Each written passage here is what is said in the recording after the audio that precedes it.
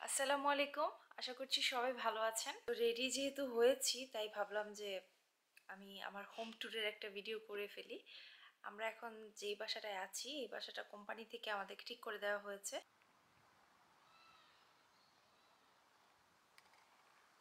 এই হচ্ছে আমাদের নেইবারহুড।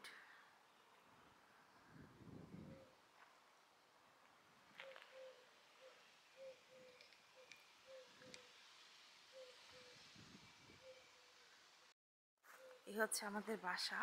এখানে সবগুলো এই নেইবারহুডের সবগুলো বাসা হচ্ছে ডুপ্লেক্স। সামনে হচ্ছে গাড়ি রাখার জায়গা। এটা হচ্ছে বাড়ি থেকে কিচেন দেখা যাচ্ছে।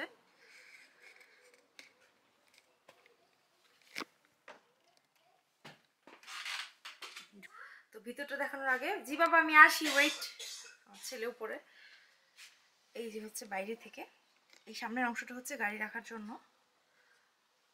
দরজাটা বন্ধ করে দিই। বাইরে রোদ ছিল, এখন আবার মেঘলা করেছে আকাশ, প্রচন্ড বাতাস দিচ্ছে। তো এন্ট্রান্সে ঢুকেই এটা হচ্ছে সিঁড়ি। স্পেস ছোট, একদমই ছোট। যেটা বলবো ছোটর মধ্যে দরকারি যা জিনিস তা শুধু। আসছি মামা। এটা হচ্ছে কিচেন। কিচেনও ছোট কিন্তু পারফেক্ট, আমার জন্য পারফেক্ট। আর কিচেনটা আমার খুবই পছন্দ হয়েছে। আমি বলছিলাম যে যদি এখানে আমরা থেকে যেতে পারতাম খুবই ভালো হতো, কারণ কিচেনটা পছন্দ হয়েছে। কিন্তু ডুপ্লেক্স বাসাটা আমার পছন্দ না, আমি এবারে মানে ডুপ্লেক্স বাসা নিতে চাই না। তো এখানে আমাদের কিচেনে ওয়াশার ড্রায়ার দুইটাই দিয়েছে, এটা 2 in 1। আর এদিকে হচ্ছে মানে মোটামুটি যা লাগে সবই আছে, ইউজেবল জিনিস সবই আছে। এয়ারপোর্ট থেকে চলে এসেছি এখানে সরাসরি। পরে এসে দেখলাম হচ্ছে আমার মামা মামি শাশুড়ি ওনারা হচ্ছে আমাদের জন্য অপেক্ষা করছিলেন, ওনারা আগেই চলে এসেছিলেন।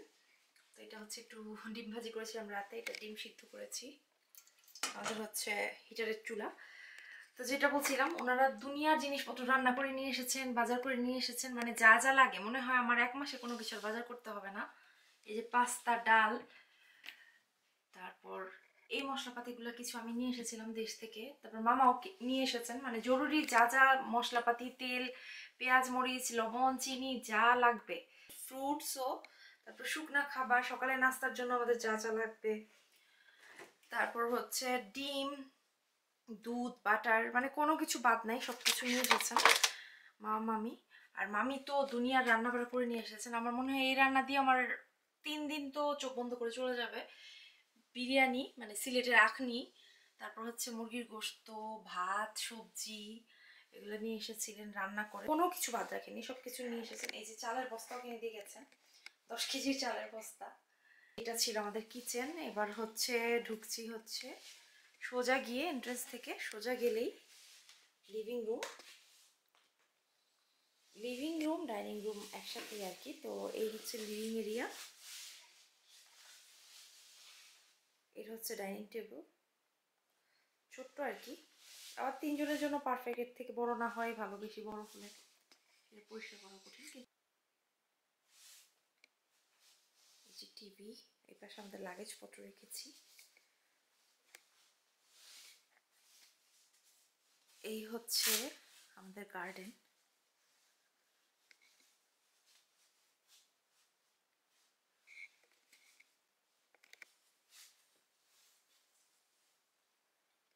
এই হচ্ছে গার্ডেন।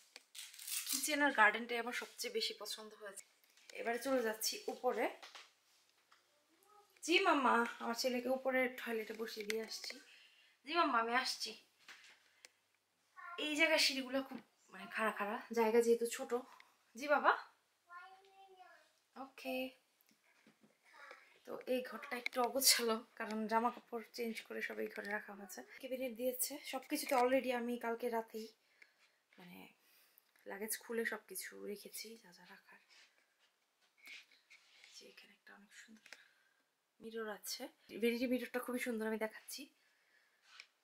তো এগুলো অলরেডি আমি জিনিসপত্র রেখেছি, এখানে অলরেডি জিনিসপত্র রেখেছি। এত ঠান্ডা, কালকে আসার পরে গোসল করি নাই এই পর্যন্ত, আজকে করব, যদিও কালকে মানে দেরি হয়ে গেছিল। তো উইন্ডো ভিউটা খুবই সুন্দর।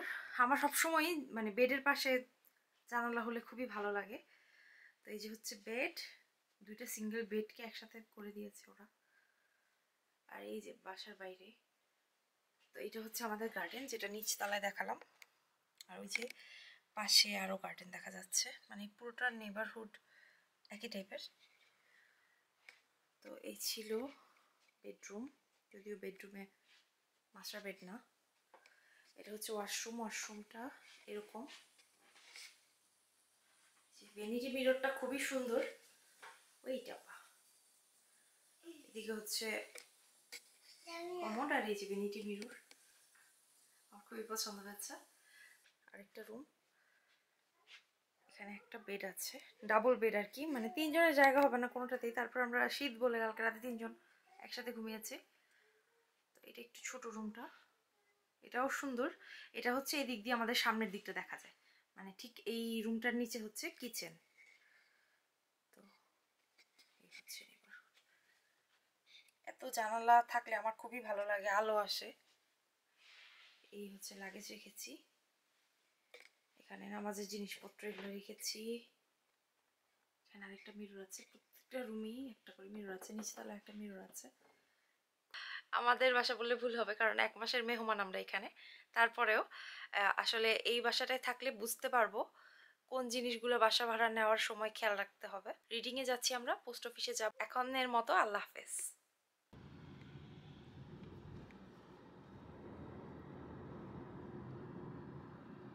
পোস্ট অফিসে এসেই প্রথমে আমরা আমাদের 3 জনের সোশ্যাল সিকিউরিটি কার্ডটা কালেক্ট করে ফেলেছি।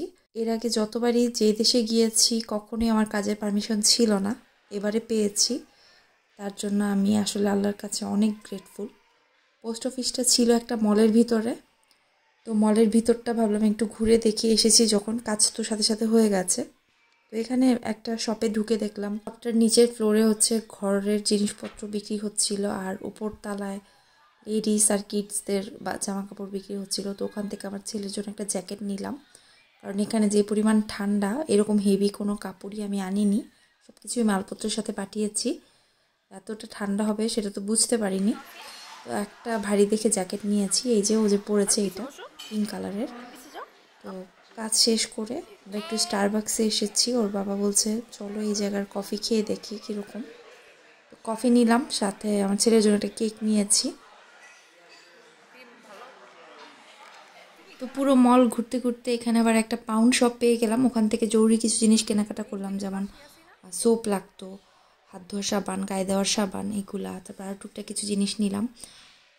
আমেরিকাতে যেমন থাকে ডলার শপ বা ডলার ট্রি, বাংলাদেশে যেমন 1 থেকে 99 দোকান, ওই রকম এখানে পাউন্ড শপ আছে।